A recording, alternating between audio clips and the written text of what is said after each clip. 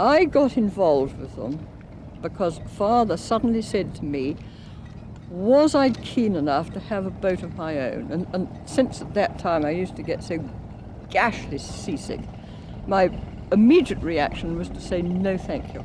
And I thought, if I do that, I shall never get the other opportunity. So I said, yes, please. What is it that has given the Troys such tremendous character? Perhaps the people who've sailed them over the years, I don't know. That there's something about them that we just don't want to get rid of. We have had other boats here. We had a scimitar here at one time, and various people went out and tried it, and Plastic boats? Just plastic boats, like sailing in a bathtub. No character. These boats have got character. Now, they're in their 55th year now. That's right, yes. Will you allow any others to join the fleet? Anyone who wants to come along? Because the moulds are still there, could someone come along and build a new boat? Well, I personally would sooner not, because they've all been built in one yard, and that yard has now been sold.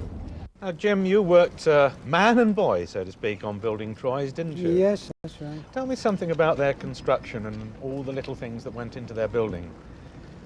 Well, it's a basic local type built boat. It's ordinary deal plank on oak.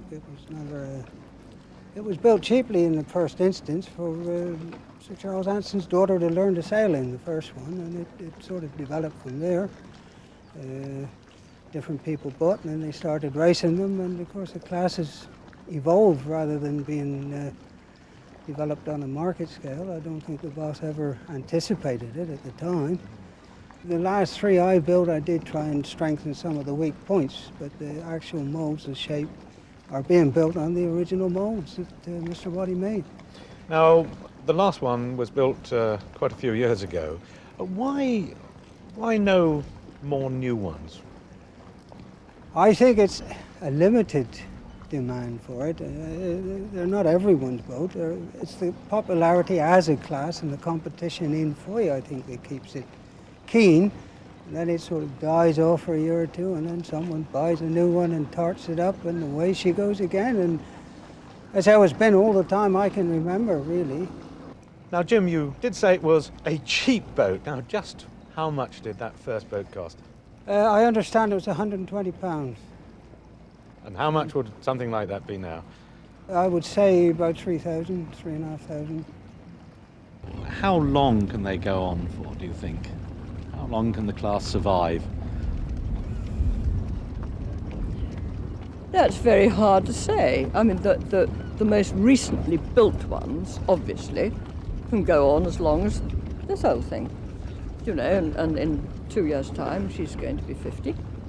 So, you know, and there are those that are older than her. And your racing is very, very keen here as well. It is, yeah. We have one boat, which usually sort of dominates the fleet, but we're all out there trying.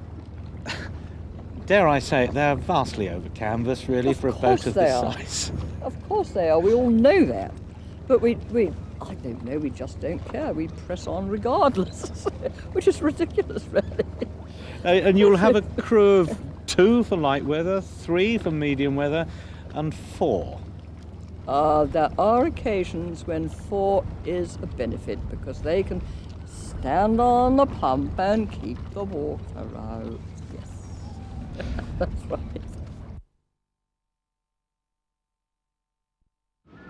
Mr. Epplett, what's the connection between this port and British Railways? Well, the docks facilities here, the jetties and wharves, are in fact owned by British Railways. The harbour itself is administered by the Foy Harbour Commissioners. What's the reason for this rapid increase in trade? Well, the industry itself is booming. We've tried to get into the 20th century with our sort of equipment and ideas, and we're going a little bit faster and trying to earn our share of it, and this we're in fact doing. How many ships can you handle at a time here at Foy? Well, we've got 5 jetties, in fact. 3 of them are, 4 in fact are electric jetties. 3 of them are especially fast on bulk handling, rates of something like 2,000 tons a day. Sharky Tomlin has lived in and around Foy for 77 years and remembers the days when the sailing ships used to call. Sharky, what was it like in those days? Well, it was hard days, sir. hard days for everybody. But we didn't think about that then because that was the life we lived in, and that was the time when money didn't count to we people. What counted for we in that time was that we had to work to live. And how hard was it to work in those days? Oh, very hard, sir, very hard. When I was about 15 years of age to work, you asked me about work, I had to go around with 125 of coal on my back. It was very hard back at that time, sir, very, very hard.